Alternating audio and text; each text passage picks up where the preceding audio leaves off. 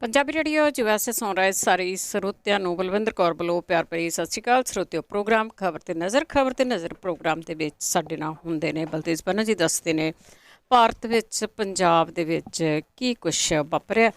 ਖਬਰਾਂ ਤੇ ਨਜ਼ਰ ਮਾਰਾਂਗੇ। ਖਬਰਾਂ ਤੋਂ ਬਾਅਦ ਜੇ ਤੁਹਾਡਾ ਵੀ ਕੋਈ ਸਵਾਲ ਤੇ ਤੁਸੀਂ ਵੀ ਕਾਲ ਕਰਕੇ ਪੁੱਛ ਸਕੋਗੇ 4082725200। ਧੰਨਵਾਦ ਕਰਦੇ ਹਾਂ ਸਾਡੇ ਸਪਾਂਸਰ ਦਾ ਜਿਨ੍ਹਾਂ ਨੇ ਇਸ ਪ੍ਰੋਗਰਾਮ ਨੂੰ ਸਪਾਂਸਰ ਕੀਤਾ। ਸਭ ਤੱਕ ਪਹੁੰਚਾਇਆ ਖਾਲਸਾ ਇੰਸ਼ੋਰੈਂਸ ਏਜੰਸੀ ਸੈਨਾ ਜੇ 4082722500 ਉਹਨਾਂ ਦਾ ਫੋਨ ਨੰਬਰ ਹੈ। ਹਰ ਇੱਕ ਤਰ੍ਹਾਂ ਦੀ ਇੰਸ਼ੋਰੈਂਸ ਕਰਾ ਸਕਦੇ ਹੋ। ਗੁਰਦੀਪ ਸਿੰਘ ਫਿਰਦੀ, ਕਲੋਵਾ, ਸਤਨਾਮ ਸਿੰਘ, ਸ਼ੇਰਗਿੱਲ, ਸਲਮਾ, ਬਿਸਲਾ ਪਰਿਵਾਰ, ਮਨਜੀਤ ਸਿੰਘ ਦੀਵਾਨਾ, ਫਰਜ਼ਨੋ, ਬਖਸ਼ੀਸ਼ ਸਿੰਘ, ਪਾਊ brothers, Gurcharan Singh ji, Bakersfield, Mandeep Singh, San Jose, ਜੈਂਡਰ ਹੋਮ ਲੋਨ ਵਾਲੇ ਜਿਨ੍ਹਾਂ ਤੋਂ ਤੁਸੀਂ ਰੀਅਲ ਸਟੇਟ ਦੀਆਂ ਲੋੜਾਂ ਬਾਰੇ ਵੀ ਪੁੱਛ ਸਕਦੇ ਹੋ। ਮੋਹਨ ਚੀਮਾ ਜੀ, ਫੋਨ ਨੰਬਰ 5599052575। ਬਰਿੰਦਰ ਸਿੰਘ ਪੂਰਾ, ਕੈਂਟ, ਬਹੁਤ ਬਹੁਤ ਧੰਨਵਾਦ ਕਰਦੇ ਹਾਂ। ਪ੍ਰੋਗਰਾਮਾਂ ਨੂੰ ਸਪਾਂਸਰ ਕਰਦੇ ਹੋ, ਸਭ ਤੱਕ ਪਹੁੰਚਾਉਂਦੇ ਹੋ। ਸਾਡੇ ਨਾਲ ਜੁੜ ਚੁੱਕੇ ਨੇ ਬਲਤੇਜ ਪੰਨੂ। ਸਤਿ ਸ਼੍ਰੀ ਅਕਾਲ, ਸਵਾਗਤ ਹੈ ਜੀ। ਸਤਿ ਸ਼੍ਰੀ ਅਕਾਲ ਜੀ, ਧੰਨਵਾਦ ਜੀ, ਬਹੁਤ ਮਿਹਰਬਾਨੀ। ਤੇ ਜੀ ਸਭ ਤੋਂ ਪਹਿਲਾਂ ਗੱਲ ਕਰਦੇ ਹੈਗੇ ਹਾਂ ਆਖਰੀ ਸੈਸ਼ਨ 'ਤੇ ਸਾਰੀਆਂ ਸਿਆਸੀ ਪਾਰਟੀਆਂ ਜਿਹੜੀਆਂ ਸੀ ਉਹਨਾਂ ਦਾ ਕਾਫੀ ਜ਼ੋਰ ਲੱਗਾ। ਉਹਦੇ ਅੱਜ ਦੂਸਰਾ ਦਿਨ ਜਿਹੜਾ ਸੈਸ਼ਨ ਦਾ ਸਟਾਰਟ ਹੋ ਰਿਹਾ। ਕੱਲ ਤਾਂ ਰੌਲਾ ਰੱਪਾ ਹੀ ਜਿਹੜਾ ਵੀ ਹੋ ਰਿਹਾ, ਕਿਉਂਕਿ ਇਹ ਜਿਹੜਾ ਮੌਜੂਦਾ ਸਰਕਾਰ ਹੈ ਉਹਦਾ ਇਹ ਲਾਸਟ ਸੈਸ਼ਨ ਹੈ। ਔਰ ਉਸ ਤੋਂ ਬਾਅਦ ਜਿਹੜੀਆਂ ਜੇ ਸਮੇਂ 'ਤੇ ਹੁੰਦੀਆਂ ਨੇ ਚੋਣਾਂ ਤੇ ਉਹ ਮਾਰਚ 22 ਦੇ ਵਿੱਚ ਨੇ। ਵੈਸੇ ਚੋਣਾਂ ਦੇ ਵਾਸਤੇ ਸੁਖਬਗਾਹਟ ਜਿਹੜੀ ਹੈ ਜੀ ਉਹ ਇਹ ਆ ਤੇ ਇਹ ਚੋਣਾਂ ਛੇਤੀ ਹੋ ਸਕਦੀਆਂ ਨੇ। 2021 ਦੇ ਵਿੱਚ ਹੀ ਇਹ ਸੰਭਾਵੀ ਰੂਪ 'ਚ ਚੋਣਾਂ ਸਤੰਬਰ ਦੇ ਮਹੀਨੇ ਦੇ ਵਿੱਚ ਹੋ ਸਕਦੀਆਂ ਨੇ, ਕਿਉਂਕਿ ਜਿਹੜੇ ਸਲਾਹਕਾਰ ਨੇ, ਜਿਹੜੇ ਅਫਸਰ ਨੇ, ਉਹ ਸਲਾਹ ਮੁੱਖ ਮੰਤਰੀ ਸਾਹਿਬ ਨੂੰ ਇਹ ਦੇ ਰਹੇ ਆ ਕਿ ਸਮਾਂ ਇਹ ਉਹ ਆ ਕਿ ਜੇ ਵਿਰੋਧੀਆਂ ਨੂੰ ਚਿੱਤ ਕਰਨਾ ਤੇ ਅਰਲੀ ਅਸਤੀਫਾ ਜਿਹੜਾ ਉਹ ਦੇ ਦਿਓ। ਤੇ ਅਸਤੀਫਾ ਵੀ ਉਹ ਇਹ ਕਹਿ ਕੇ ਦੇ ਸਕਦੇ ਆ ਕਿ ਕਿਸਾਨਾਂ ਦੇ ਹੱਕ ਦੇ ਵਿੱਚ ਉਹ ਅਸਤੀਫਾ ਦੇ ਰਹੇ ਆ ਆਪਣੀ ਸਰਕਾਰ ਭੰਗ ਕਰਨ ਦਾ। ਤੇ ਫਿਰ ਜਿਹੜਾ ਜੀ ਵਿਧਾਨ ਸਭਾ ਭੰਗ ਕਰਕੇ ਛੇਤੀ ਚੋਣਾਂ ਜਿਹੜੀਆਂ ਉਹ ਕਰਵਾ ਸਕਦੇ ਆ। ਇਹ ਇਸ ਗੱਲ ਦੇ ਜਿਹੜੀਆਂ ਦੀ ਉਕਨ ਸੋਹਾਂ ਚੱਲ ਰਹੀਆਂ ਨੇ। ਜਿੱਥੋਂ ਤੱਕ ਗੱਲ ਵਿਧਾਨ ਸਭਾ ਦੇ ਸੈਸ਼ਨ ਦੇ ਵਿੱਚ ਸੀਗੀ ਜੀ, ਜਿਹੜੇ ਰਾਜਪਾਲ ਨੇ, ਕਿਉਂਕਿ ਉਹ ਭਾਰਤੀ ਜਨਤਾ ਪਾਰਟੀ ਦੇ ਆਗੂ ਰਹੇ ਨੇ, VP ਸਿੰਘ ਬਦਨੌਰ, ਔਰ ਜਦੋਂ ਆ ਕੇ ਭਾਸ਼ਣ ਜਿਹੜਾ ਜੀ ਉਹ ਪੜ੍ਹਨਾ ਪਿਆ ਤੇ ਉਹਦੇ ਵਿੱਚ ਖੇਤੀ ਕਾਨੂੰਨਾਂ ਦੇ ਉਲਟ ਜਿਹੜਾ ਜੀ ਉਹ ਬੋਲਣਾ ਪਿਆ। ਤੇ ਉਹਨਾਂ ਦੀ ਹਾਲਤ ਕਿਹੋ ਜਿਹੀ ਹੋ ਸਕਦੀ ਹੈ ਇਹ ਤਾਂ ਉਹੀ ਜਾਣਦੇ ਨੇ। ਇੱਕ ਗੱਲ ਥੋੜ੍ਹੀ ਵੱਖਰੀ ਇਹ ਰਹੀ ਕਿ ਜਿਹੜਾ ਇਹ ਰਾਜਪਾਲ ਦਾ ਭਾਸ਼ਣ ਸੀ, ਇਹਦੇ 'ਚੋਂ ਦਰਿਆਈ ਪਾਣੀਆਂ, ਸੂਬਿਆਂ ਨੂੰ ਵੱਧ ਅਧਿਕਾਰ, ਰਾਜਧਾਨੀ ਜਿਹੜੇ ਵਿਤਕਰੇ ਕੇਂਦਰ ਦੀ ਸਰਕਾਰ ਕਰਦੀ ਆ, ਚਾਹੇ ਉਹ GST ਦੇ ਬਕਾਏ ਵਾਲਾ ਦਿਹਾਤੀ ਵਿਕਾਸ ਫੰਡ ਹੋਵੇ, ਇਹ ਸਾਰੇ ਮੁੱਦੇ ਗਾਇਬ ਕਰ ਦਿੱਤੇ ਗਏ। ਕੇਂਦਰ ਦੇ ਵਿਤਕਰੇ ਵਾਲੇ ਮੁੱਦੇ ਇਹਦੇ ਵਿੱਚੋਂ ਗਾਇਬ ਸੀ। ਅੱਧ ਪਚੱਧਾ ਜਿਹਾ ਭਾਸ਼ਣ ਜਿਹੜਾ ਸੀਗਾ ਉਹ VP ਸਿੰਘ ਬਦਨੌਰ ਹੋਰਾਂ ਨੇ ਪੜ੍ਹਿਆ ਤੇ ਮੁੜ ਕੇ ਇਹ ਕਹਿ ਕੇ ਚਲੇ ਗਏ ਕਿ ਜਿਹੜਾ ਲਿਖਿਆ ਉਹਨੂੰ ਪੜ੍ਹਿਆ ਸਮਝਿਆ ਜਾਵੇ, ਕਿਉਂਕਿ ਅਕਾਲੀ ਦਲ ਬਾਦਲ ਵਾਲੇ ਜਿਹੜੇ ਸੀਗੇ ਜੀ ਉਹ ਗਵਰਨਰ ਗੋ ਬੈਕ ਦੇ ਨਾਅਰੇ ਜਿਹੜੇ ਉਹ ਲਾ ਰਹੇ ਸੀਗੇ ਔਰ ਉਹ ਵੈਲ ਦੇ ਵਿੱਚ ਆ ਗਏ। ਇਸ ਕਰਕੇ ਉਹਨਾਂ ਵਿੱਚੋਂ ਹੀ ਜਿਹੜਾ ਇਹ ਭਾਸ਼ਣ ਛੱਡ ਦਿੱਤਾ। ਮੁੜ ਕੇ ਜਦੋਂ ਦੁਪਹਿਰ ਤੋਂ ਬਾਅਦ ਸਦਨ ਜੁੜੀ ਤਾਂ ਉਹਦੇ ਵਿੱਚ ਜਿਹੜੇ ਦੁਨੀਆ ਤੋਂ ਤੁਰ ਗਏ ਕੁਛ ਰਾਜਨੀਤਿਕ, ਕੁਛ ਜਿਹੜੇ ਕਲਾਕਾਰ ਵਗੈਰਾ ਸੀਗੇ ਜਾਂ ਜਿਹੜੇ ਕਿਸਾਨ, ਉਹਨਾਂ ਨੂੰ ਸ਼ਰਧਾਂਜਲੀ ਜਿਹੜੀ ਉਹ ਦਿੱਤੀ ਗਈ। ਤੇ ਉਸ ਤੋਂ ਬਾਅਦ ਇਹ ਜਿਹੜਾ ਦਿਨ ਭਰ ਦੇ ਵਾਸਤੇ ਉਠਾ ਦਿੱਤਾ ਗਿਆ। ਸੈਸ਼ਨਾਂ ਦੇ ਵਿੱਚੋਂ ਕੀ ਨਿਕਲਣਾ, ਕਿਉਂਕਿ ਸੈਸ਼ਨ ਜਿਹੜੇ ਨੇ ਉਹ ਡੇ ਬਾਈ ਡੇ ਜਿਹੜੇ ਉਹ ਨੈਨੋ ਹੁੰਦੇ ਤੁਰੇ ਜਾ ਰਹੇ ਨੇ। ਸੈਸ਼ਨ ਹੁੰਦੇ ਸੀਗੇ ਜਦੋਂ ਮਹੀਨਾ ਸੈਸ਼ਨ ਚੱਲਦਾ ਸੀਗਾ, ਨਵੇਂ ਆਏ ਜਿਹੜੇ ਵਿਧਾਨਕਾਰ ਸੀਗੇ ਉਹਨਾਂ ਨੂੰ ਬੋਲਣ ਦਾ ਮੌਕਾ ਮਿਲਦਾ ਸੀ, ਉਹਨਾਂ ਦੀ ਕਿਸਮ ਦੇ ਨਾਲ ਟ੍ਰੇਨਿੰਗ ਹੁੰਦੀ ਸੀ। ਇਹ ਲਾਸਟ ਸੈਸ਼ਨ ਹੈ। ਬਹੁਤ ਸਾਰੇ ਇਸ ਤਰ੍ਹਾਂ ਦੇ ਵਿਧਾਨਕਾਰ ਹੋਣਗੇ ਜਿਹੜੇ ਪਹਿਲੀ ਵਾਰੀ ਚੁਣ ਕੇ ਆਏ ਵੱਖ-ਵੱਖ ਪਾਰਟੀਆਂ ਤੋਂ, ਪਰ ਸੁੱਚੇ ਮੂੰਹ ਪਰਤਾਉਣਗੇ, ਕਿਉਂਕਿ ਇੱਕ ਸਿੱਧਾ ਜਿਹਾ ਫੰਡਾ ਜਿਹੜਾ ਵੀ ਹੋ ਗਿਆ ਕਿ ਛੋਟੇ ਤੋਂ ਛੋਟਾ ਸੈਸ਼ਨ ਕਰੋ, ਵਿਰੋਧੀ ਧਿਰਾਂ ਜਿਹੜੀਆਂ ਨੇ ਉਹ ਜਿੰਦਾਬਾਦ ਮੁਰਦਾਬਾਦ ਕਰਨ, ਮੁੜ ਕੇ ਉਹ ਬਾਈਕਾਟ ਕਰ ਲੈਣ ਤੇ ਸਰਕਾਰਾਂ ਜਿਹੜੀਆਂ ਨੇ ਉਹ ਆਪਣੇ ਬਿੱਲ ਬੁੱਲ ਪਾਸ ਜਿਹੜੇ ਦੀ ਉਹ ਕਰਵਾ ਲੈਣ। ਆਹ ਤਾਂ ਜਿਹੜਾ ਦੀ ਵਿਧਾਨ ਸਭਾ ਦੇ ਸੈਸ਼ਨ ਜਾਂ ਲੋਕ ਸਭਾ ਦੇ ਸੈਸ਼ਨ ਜਿਹੜੇ ਆ ਉਹ ਰਹਿ ਗਏ ਆ, ਕਿਉਂਕਿ ਇਹ ਲਾਸਟ ਸੈਸ਼ਨ ਹੈ ਔਰ ਪੰਜਾਬ ਦੀਆਂ ਚੋਣਾਂ ਤੋਂ ਪਹਿਲਾਂ ਜਿਹੜਾ ਜੀ ਉਹ ਸੈਸ਼ਨ ਹੈ। ਇਸ ਕਰਕੇ ਜਿਹੜੀਆਂ ਵਿਰੋਧੀ ਧਿਰਾਂ ਨੇ ਉਹ ਤੇ ਚਾਹੇ ਜਿਹੜੀ ਸੱਤਾਧਾਰੀ ਧਿਰ ਆ ਜੀ ਉਹਨੇ ਕੋਸ਼ਿਸ਼ ਕਰਨੀ ਆ ਇਹ ਦੱਸਣ ਦੀ ਕਿ ਉਹ ਪੰਜਾਬੀਆਂ ਦੇ ਵਾਸਤੇ ਉਹਨਾਂ ਨੇ ਬਹੁਤ ਸਾਰਾ ਜਿਹੜਾ ਜੀ ਉਹ ਕੰਮ ਕੀਤਾ, ਇੰਨਾ ਕੀਤਾ ਵੀ ਧੰਨ ਧੰਨ ਹੋ ਗਈ ਆ। ਇੱਕ ਗੱਲ ਦੇ ਉੱਤੇ ਨਿਗਾਹ ਜ਼ਰੂਰ ਰਹੂਗੀ, ਉਹ 5 ਤਰੀਕ ਨੂੰ ਜਦੋਂ ਬਜਟ ਪੇਸ਼ ਹੋਣਾ, ਅੱਜ ਤੋਂ 4 ਸਾਲ ਪਹਿਲਾਂ ਜਿਹੜੇ ਖਜ਼ਾਨਾ ਮੰਤਰੀ ਨੇ ਮਨਪ੍ਰੀਤ ਸਿੰਘ ਬਾਦਲ ਹੋਰਾਂ ਨੇ ਇਹ ਗੱਲ ਆਖੀ ਸੀ ਕਿ ਸਾਡਾ ਜਿਹੜਾ ਲਾਸਟ ਬਜਟ ਹੋਊਗਾ ਇਸ ਸਰਕਾਰ ਦਾ ਉਹ ਸਾਵਾਂ ਹੋਊਗਾ, ਮਤਲਬ ਕਿ ਸਰਪਲਸ ਬਜਟ ਹੋਊਗਾ। ਹੁਣ ਇਹ ਸਰਪਲਸ ਬਜਟ ਕਿੱਥੋਂ ਲੈ ਕੇ ਆਉਣਗੇ, ਇਹ ਵੱਡਾ ਜਿਹੜਾ ਜੀ ਉਹ ਸਵਾਲ ਰਹੂਗਾ। ਤੇ ਇੱਕ ਗੱਲ ਜਿਹੜੀ ਅਹਿਮ ਇਹ ਵੀ ਰਹੀ ਕਿ ਭਾਜਪਾ ਦੇ 2 ਵਿਧਾਇਕ ਅਰੁਣ ਨਾਰੰਗ ਤੇ ਦਿਨੇਸ਼ ਬੱਬੂ ਉਹ ਗੈਰ ਹਾਜ਼ਰ ਜਿਹੜਾ ਜੀ ਉਹ ਰਹੇ ਸੈਸ਼ਨ ਦੇ ਵਿੱਚੋਂ। ਇਹ ਵੇਖਣਾ ਹੋਊਗਾ ਕਿ ਬਾਕੀ ਸੈਸ਼ਨ ਦੇ ਵਿੱਚ ਉਹ ਆਉਂਦੇ ਨੇ ਜਾਂ ਨਹੀਂ। ਤੇ 2 ਜਣੇ ਹੋਰ ਜਿਹੜੇ ਜੀ ਉਹ ਇਸ ਸੈਸ਼ਨ ਦੇ ਵਿੱਚੋਂ ਹਾਲ ਦੀ ਘੜੀ ਗਾਇਬ ਨੇ, ਇੱਕ ਸਾਬਕਾ ਮੁੱਖ ਮੰਤਰੀ ਪ੍ਰਕਾਸ਼ ਸਿੰਘ ਬਾਦਲ ਤੇ ਸੁਖਪਾਲ ਸਿੰਘ ਖਹਿਰਾ, ਉਹ ਵੀ ਸੈਸ਼ਨ ਦੇ ਵਿੱਚ ਪਹਿਲੇ ਦਿਨ ਜਿਹੜਾ ਜੀ ਉਹ ਨਹੀਂ ਦਿਸੇ। ਤਾਂ ਬਹੁਤਾ ਆਏ ਵੀ ਨਹੀਂ ਮੈਨੂੰ ਲੱਗਦਾ। ਅੱਗੇ ਗੱਲ ਕਰਦੇ ਹੈਗੇ ਆ, ਅਖੀਰਲਾ ਸਾਲ ਸ਼ੁਰੂ ਹੋਣ ਤੇ ਸਰਕਾਰ ਨੂੰ ਸ਼ਰਾਬ ਮਾਫੀਆ ਵੀ ਯਾਦ ਆ ਜਾਊਗਾ। ਬੜਾ ਕੁਛ ਹੋਣਾ ਜੀ ਯਾਦ, ਕਿਉਂਕਿ ਜਦੋਂ ਸਰਕਾਰ ਬਣੀ ਸੀ ਤਾਂ ਉਦੋਂ ਇੱਕ ਕਮੇਟੀ ਵੀ ਬਣੀ ਸੀ। ਉਸ ਕਮੇਟੀ ਦੇ ਵਿੱਚ ਤ੍ਰਿਪਤ ਰਜਿੰਦਰ ਸਿੰਘ ਬਾਜਵਾ ਵੀ ਸਨ, ਉਹਦੇ 'ਚ ਨਵਜੋਤ ਸਿੰਘ ਸਿੱਧੂ ਹੋਰੀ ਸਨ ਕਮੇਟੀ ਦੇ ਵਿੱਚ, ਇੱਕ ਸੁਖਵਿੰਦਰ ਸਰਕਾਰੀਆ ਇੱਕ ਕਮੇਟੀ ਦੇ ਵਿੱਚ ਸਨ, ਇੱਕ 'ਚ ਸੁਖਜਿੰਦਰ ਸਿੰਘ ਰੰਧਾਵਾ ਸਨ। ਕੁਛ ਕਮੇਟੀਆਂ ਜਿਹੜੀਆਂ ਸੀਗੀਆਂ ਉਹਦੇ ਵਿੱਚ ਯਾਦ ਹੋਵੇ ਤਾਂ ਉਹਨਾਂ ਨੇ ਸੁਜੈਸ਼ਨ ਇਹ ਕੀਤੀ ਸੀ ਵੀ ਚਲੋ ਜੇ ਤੁਸੀਂ ਜਿਹੜੇ ਠੇਕੇਦਾਰਾਂ ਨੂੰ ਦੇਣੇ ਆ ਉਹ ਦੇ ਦਿਓ, ਹੋਲਸੇਲ ਜਿਹੜੀ ਆ ਸ਼ਰਾਬ ਦੀ ਉਹ ਸਰਕਾਰ ਆਪਣੇ ਹੱਥ 'ਚ ਕਰ ਲੇ ਤਾਂ ਕਿ ਰੈਵਨਿਊ ਜਿਹੜਾ ਉਹ ਜਨਰੇਟ ਹੋ ਸਕੇ। ਗੱਲ ਕਿਸੇ ਨੇ ਸੁਣੀ ਹੋਈ ਨਹੀਂ, ਉਹ ਕਿੱਥੇ ਗਈ ਰਿਪੋਰਟ ਕਿਸੇ ਨੂੰ ਕੁਛ ਨਹੀਂ ਜਿਹੜਾ ਜੀ ਉਹ ਪਤਾ। ਵੈਸੇ ਜੇ ਕਿਸੇ ਨੂੰ ਮੈਨੀਫੈਸਟੋ ਯਾਦ ਹੋਵੇ, ਯਾਦ ਰਹਿੰਦਾ ਤਾਂ ਨਹੀਂਗਾ, ਤਾਂ ਉਹਦੇ ਵਿੱਚ ਇਹ ਵੀ ਗੱਲ ਕਹੀ ਗਈ ਸੀ ਕਿ 3 ਮਹੀਨਿਆਂ ਦੇ ਵਿੱਚ ਅਸੀਂ ਟਰਾਂਸਪੋਰਟ ਦੀ ਪਾਲਿਸੀ ਲੈ ਕੇ ਆਵਾਂਗੇ ਤੇ ਪ੍ਰਾਈਵੇਟ ਟਰਾਂਸਪੋਰਟਰਾਂ ਨੂੰ ਨੱਥ ਪਾਈ ਜਾਊਗੀ। ਜਿਹੜੇ ਉਹਨਾਂ ਨੂੰ ਬੱਸ ਅੱਡਿਆਂ ਦੇ ਉੱਤੇ ਟਾਈਮ ਟੇਬਲ ਜਿਹੜੇ ਦਿੱਤੇ ਹੋਏ ਆ ਉਹਨਾਂ ਨੂੰ ਦੁਬਾਰਾ ਤੋਂ ਰਿਵਿਊ ਕੀਤਾ ਜਾਊਗਾ। ਅਖੀਰਲਾ ਸਾਲ ਸ਼ੁਰੂ ਹੋ ਗਿਆ ਸਰਕਾਰ ਦਾ। ਸਰਕਾਰੀ ਟਰਾਂਸਪੋਰਟ, ਰੋਡਵੇਜ਼, PRTC ਗਰਕਣ ਵਾਲੇ ਪਾਸੇ ਨੂੰ ਲਗਾਤਾਰ ਜਿਹੜੀ ਜੀ ਉਹ ਜਾਰੀ ਆ। ਪ੍ਰਾਈਵੇਟ ਆਪਰੇਟਰਾਂ ਦੀ ਗੁੰਡਾਗਰਦੀ ਉਸੇ ਤਰੀਕੇ ਦੇ ਨਾਲ ਜਿਹੜਾ ਉਹ ਜਾਰੀ ਆ। ਪ੍ਰਾਈਵੇਟ ਟਰਾਂਸਪੋਰਟ ਮੈਕਸੀਮਮ ਕਿਹਦੀ ਆ ਇਹ ਵੀ ਸਭ ਨੂੰ ਪਤਾ ਹੈ। ਕੋਈ ਟਰਾਂਸਪੋਰਟ ਪਾਲਿਸੀ ਜਿਹੜੀ ਜੀ ਉਹ ਨਹੀਂ ਲਿਆਂਦੀ ਗਈ ਬਿਲਕੁਲ, ਕਿਉਂਕਿ ਮੁੱਖ ਮੰਤਰੀ ਸਾਹਿਬ ਆਏ ਹੀ 4 ਵਾਰੀ ਪੰਜਾਬ ਦੇ ਵਿੱਚ। ਇਹ ਵੀ ਪਹਿਲੀ ਵਾਰੀ ਹੋਊਗਾ, ਸ਼ਾਇਦ ਰਿਕਾਰਡ ਸਥਾਪਿਤ ਹੋਊਗਾ ਕਿ ਪੰਜਾਬ ਦੇ ਮੁੱਖ ਮੰਤਰੀ ਹੋਣ ਤੇ ਪੰਜਾਬ 'ਚ 4 ਵਾਰੀ ਹੋਣ। ਹੁਣ ਜਿਹੜਾ ਜੀ ਕਿਉਂਕਿ ਇੱਕ ਜਿਹੜਾ ਕਮਾਊ ਪੁੱਤ ਹੈ ਇਹ ਆਬਕਾਰੀ ਵਿਭਾਗ, ਜਿਹਦੇ ਵਾਸਤੇ ਉਦੋਂ ਨਵਜੋਤ ਸਿੰਘ ਸਿੱਧੂ ਤੇ ਬਾਕੀਆਂ ਨੇ ਜਿਹੜਾ ਜੀ ਇਹ ਕਿਹਾ ਸੀਗਾ ਵੀ ਇਹਨੂੰ ਕਿਸੇ ਤਰੀਕੇ ਨਾਲ ਜੇ ਤੁਸੀਂ ਆਪਣੇ ਹੱਥਾਂ 'ਚ ਲੈ ਲਏ ਸਰਕਾਰ ਤੇ ਸਰਕਾਰ ਦਾ ਰੈਵਨਿਊ ਵੱਧ ਸਕਦਾ। ਪਰ ਸਰਕਾਰ ਨੇ ਕਿੱਥੋਂ ਲੈਣਾ ਸੀ? ਜਿੰਨੀਆਂ ਫੈਕਟਰੀਆਂ ਨਕਲੀ ਸ਼ਰਾਬ ਦੀਆਂ ਫੜੀਆਂ ਗਈਆਂ ਸਭ ਨੂੰ ਪਤਾ ਹੈ ਕਿ ਉਹ ਰਾਜਨੀਤਿਕਾਂ ਦੀਆਂ, ਕਾਂਗਰਸੀਆਂ ਦੀਆਂ। ਔਰ ਜਿਹੜਾ ਜੂਏਖਾਨੇ ਫੜੇ ਗਏ ਉਹਦੇ ਪਿੱਛੇ ਵੀ ਕਾਂਗਰਸੀ ਆਗੂਆਂ ਦੇ ਨਾਮ ਜਿਹੜੇ ਵੀ ਬੋਲਦੇ, ਮਤਲਬ ਕਿ ਜੋ ਧੱਦੇ ਇਹੋ ਜਿਹੇ ਕੋਈ ਛੱਡਿਆ ਨਹੀਂ ਪੈਸੇ ਜਿਹੜੇ ਉਹ ਕਮਾਉਣ ਵਾਲਾ।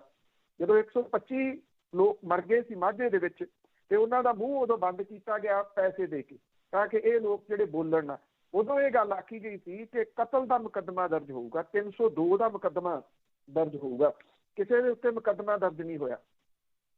ਹੁਣ ਜਿਹੜੀ ਕੈਬਨਿਟ ਦੀ ਮੀਟਿੰਗ ਲੱਗੀ ਉਹਦੇ ਵਿੱਚ ਪੰਜਾਬ ਆਬਕਾਰੀ ਐਕਟ ਨੂੰ ਜਿਹੜੀ ਸੋਧਾਂ ਜਿਹੜੀਆਂ ਸੀ ਉਹਨੂੰ ਪ੍ਰਵਾਨਗੀ ਦਿੱਤੀ ਗਈ ਕਿ ਰਾਜ ਦੇ ਵਿੱਚ ਨਜਾਇਜ਼, ਗੈਰ ਕਾਨੂੰਨੀ ਤੇ ਜ਼ਹਿਰੀਲੀ ਸ਼ਰਾਬ ਦੇ ਕਾਰੋਬਾਰ ਨੂੰ ਖਤਮ ਕਹਿੰਦੇ ਕਰਨਾ। ਔਰ ਪੰਜਾਬ ਕੈਬਨਿਟ ਨੇ ਆਬਕਾਰੀ ਐਕਟ 1914 ਧਾਰਾ 61A ਦਰਜ ਕਰਨ ਤੇ ਧਾਰਾ 61 ਤੇ 63 ਦੇ ਵਿੱਚ ਸੋਧ ਕਰਨ ਦਾ ਫੈਸਲਾ ਲਿਆ। ਇਹ ਬਜਟ ਇਜਲਾਸ ਦੇ ਵਿੱਚ ਇਹਨੂੰ ਪ੍ਰਵਾਨਗੀ ਦਿੱਤੀ ਜਾਊਗੀ। ਇਹਦੇ ਵਿੱਚ ਜੇ ਕਿਸੇ ਸ਼ਰਾਬ ਦੇ ਵਿੱਚ ਜ਼ਹਿਰੀਲਾ ਜਾਂ ਮਨੁੱਖੀ ਸਿਹਤ ਲਈ ਹਾਨੀਕਾਰਕ ਜਿਹੜਾ ਪਦਾਰਥ ਮਿਲਦਾ ਤਾਂ ਉਹਦੇ ਵਾਸਤੇ ਜਿਹੜਾ ਜੀ ਇਹ ਸਖਤ ਕਾਨੂੰਨ ਜਿਹੜੇ ਆ ਉਹ ਬਣਾਏ ਗਏ ਆ।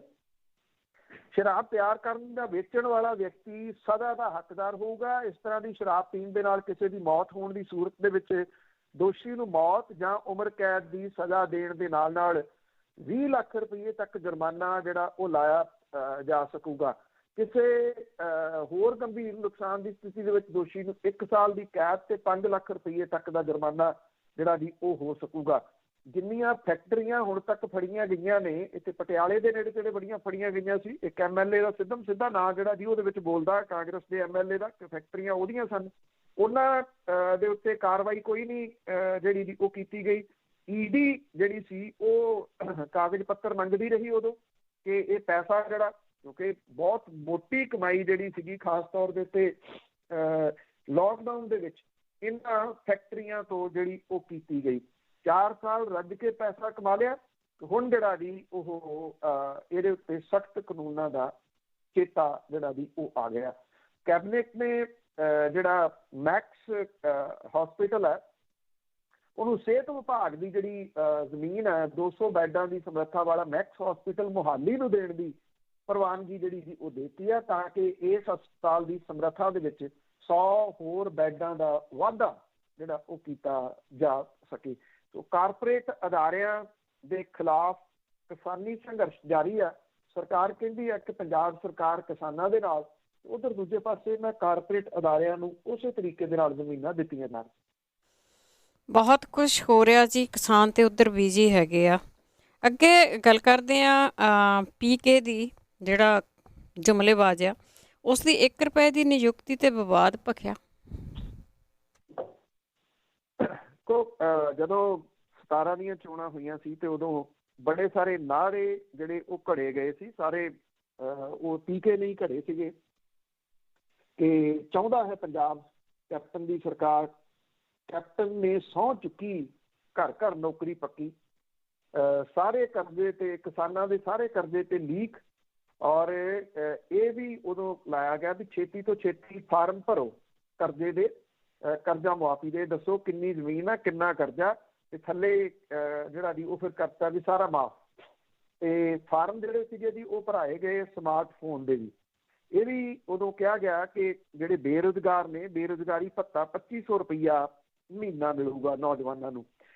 ਬੁਢਾਪਾ ਪੈਨਸ਼ਨ ਡਬਲ ਕਰਨ ਦਾ ਵਾਅਦਾ ਕੀਤਾ ਗਿਆ। ਜਿਹੜੀ ਸ਼ਗਨ ਸਕੀਮ ਹੈ ਉਹਨੂੰ ਡਬਲ ਕਰਨ ਦਾ ਵਾਅਦਾ ਕੀਤਾ ਗਿਆ। ਕੋਈ ਇੱਕ ਵਾਅਦਾ ਜਿਹੜਾ ਜੀ ਉਹ ਪੂਰਾ ਨਹੀਂ ਹੋਇਆ, ਕਿਉਂਕਿ ਪ੍ਰਸ਼ਾਂਤ ਕਿਸ਼ੋਰ ਜਿਹੜਾ ਜੀ ਉਹ ਇੱਕ ਡ੍ਰੀਮ ਸੈਲਰ ਹੈ ਔਰ ਉਹ ਵੱਖ-ਵੱਖ ਪਾਰਟੀਆਂ ਦੇ ਨਾਲ ਜਿਤਾਉਣ ਦੇ ਵਾਸਤੇ ਕੰਮ ਕਰਦਾ। ਜਿਵੇਂ ਜਿਹੜੇ ਦਿੱਲੀ ਦੇ ਵਿੱਚ ਸੀ ਅਰਵਿੰਦ ਕੇਜਰੀਵਾਲ ਦੇ ਵਾਸਤੇ ਉਹਨੇ ਕੰਮ ਕੀਤਾ ਪਿਛਲੀ ਸਰਕਾਰ ਦੇ ਮੌਕੇ। ਅੱਜ ਉਹ ਪੱਛਮੀ ਬੰਗਾਲ ਦੇ ਵਿੱਚ ਮਮਤਾ ਬੈਨਰਜੀ ਦੇ ਵਾਸਤੇ ਕੰਮ ਕਰ ਰਿਹਾ।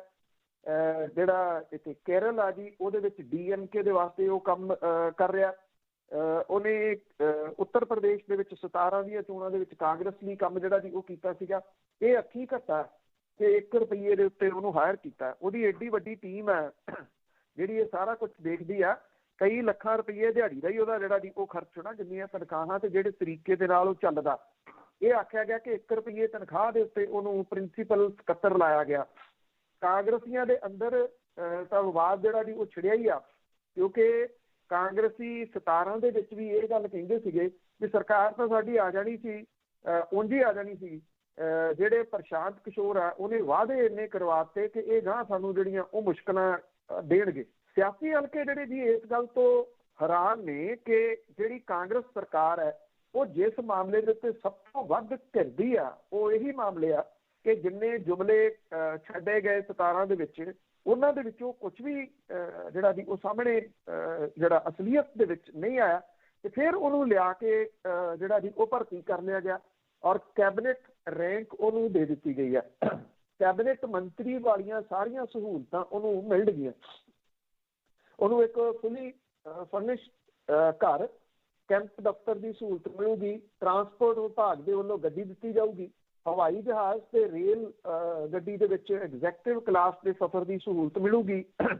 ਪ੍ਰਾਹੁਣਚਾਰੀ ਲਈ ਪੈਸੇ ਵੱਖਰੇ ਮਿਲਣਗੇ। ਮੈਡੀਕਲ ਸਹੂਲਤਾਂ ਜਿਹੜੀਆਂ ਦੀ ਉਹ ਦਿੱਤੀਆਂ ਜਾਣਗੀਆਂ। ਉਹਨੂੰ ਪ੍ਰਾਈਵੇਟ ਸੈਕਟਰੀ, ਪਰਸਨਲ ਸੈਕਟਰੀ ਤੇ ਬਾਕੀ ਸਟਾਫ ਜਿਹੜਾ ਜੀ ਉਹ ਪ੍ਰੋਵਾਈਡ ਕੀਤਾ ਜਾਊਗਾ। ਅਨਲਿਮਿਟਿਡ ਫੋਨ ਜਿਹੜਾ ਜੀ ਉਹ ਖਰਚਣ ਦੀ ਉਹਨੂੰ ਪਰਮਿਸ਼ਨ ਜਿਹੜਾ ਉਹ ਹੋਊਗੀ। ਇਹ ਕਿਹਾ ਗਿਆ ਕਿ ਉਹ 1 ਰੁਪਈਆ ਜਿਹੜੀ ਦੀ ਉਹ ਤਨਖਾਹ ਲਊਗਾ। ਹੁਣ ਸਵਾਲ ਵੱਡਾ ਇਹ ਆ ਕਿ ਜਿਹਦਾ ਐਡਾ ਵੱਡਾ ਅਮਲਾ ਫੈਲਾ ਉਹ 1 ਰੁਪਈਏ ਤਨਖਾਹ ਦੇ ਉੱਤੇ ਕੰਮ ਕਿਉਂ ਕਰੂਗਾ? ਉਹ ਜਿਹੜੇ ਉਹਨੂੰ ਉੱਦਾਂ ਪੈਸੇ ਦਿੱਤੇ ਜਾਣਗੇ ਉਹ ਕਾਂਗਰਸ ਦੇਊਗੀ ਜਾਂ ਸਰਕਾਰ ਕਿਸੇ ਲੁਕਵੇਂ ਤਰੀਕੇ ਦੇ ਨਾਲ ਦੇਊਗੀ? ਇਹ ਵੱਡਾ ਸਵਾਲ ਜਿਹੜਾ ਇਸ ਵੇਲੇ ਚੱਲ ਰਿਹਾ। ਔਰ ਵੇਖਣਾ ਇਹ ਹੋਊਗਾ ਕਿ ਜਿਹੜੇ ਹੁਣ ਨਵੇਂ ਜੁਮਲੇ ਘੜੇ ਜਾਂਦੇ ਨੇ ਉਹ ਕਿਹੜੇ ਹੋਣਗੇ। ਕੀ ਇਹ ਜੁਮਲੇ ਜਿਹੜੇ ਵੀ ਹੋਣਗੇ ਕਿ ਚਾਹੁੰਦਾ ਹੈ ਪੰਜਾਬ ਇੱਕ ਵਾਰੀ ਫੇਰ ਕੈਪਟਨ ਦੀ ਸਰਕਾਰ, ਜਾਂ ਫਿਰ ਕੈਪਟਨ ਨੇ ਸਹੁੰ ਚੁੱਕੀ ਤੇ ਹਰ ਘਰ ਦੇ ਵਿੱਚ 2 ਨੌਕਰੀ ਪੱਕੀ? ਹੁਣ 2 ਹੀ ਹੋਊਗੀ ਨਾ, ਉਹ ਤੋਂ ਦੁੱਗਣਾ ਤਾਂ ਕਰਨਾ ਹੋਊਗਾ। ਨਾ ਤਾਂ ਉਦੋਂ ਨੌਕਰੀਆਂ ਮਿਲੀਆਂ, ਨਾ ਗਾਂਹ ਜਿਹੜੀਆਂ ਦੀ ਉਹ ਨੌਕਰੀਆਂ ਮਿਲਣ ਦੇ ਕੋਈ ਚਾਂਸਿਸ ਨੇ। ਸਰਕਾਰ ਨੇ ਤਾਂ ਪੀਜ਼ਾ ਡਿਲੀਵਰੀ ਵਾਲੇ ਵੀ ਆਪਣੇ ਖਾਤੇ 'ਚ ਪਾ ਲਏ ਕਿ ਉਹ ਵੀ ਅਸੀਂ ਨੌਕਰੀਆਂ ਜਿਹੜੀਆਂ ਉਹ ਦਿੱਤੀਆਂ ਨੇ, ਸਰਕਾਰ ਨੇ ਦਿੱਤੀਆਂ ਨੇ। ਜਿਹੜੀਆਂ ਡਿਲੀਵਰੀ ਵਾਲੀਆਂ ਕੰਪਨੀਆਂ ਆਈਆਂ ਨੇ ਉਹਨਾਂ ਦੇ ਜਿਹੜੇ ਉਂਝ ਤਾਂ ਨੌਕਰੀਆਂ ਸਰਕਾਰ ਨੇ ਕੱਢੀਆਂ ਕੋਈ ਨਹੀਂ, ਉਹ ਤਾਂ ਸਾਰੀਆਂ ਜਿਹੜੀਆਂ ਜੀ ਉਹ ਸੰਭਾਲ ਕੇ ਬਹਿ ਗਏ।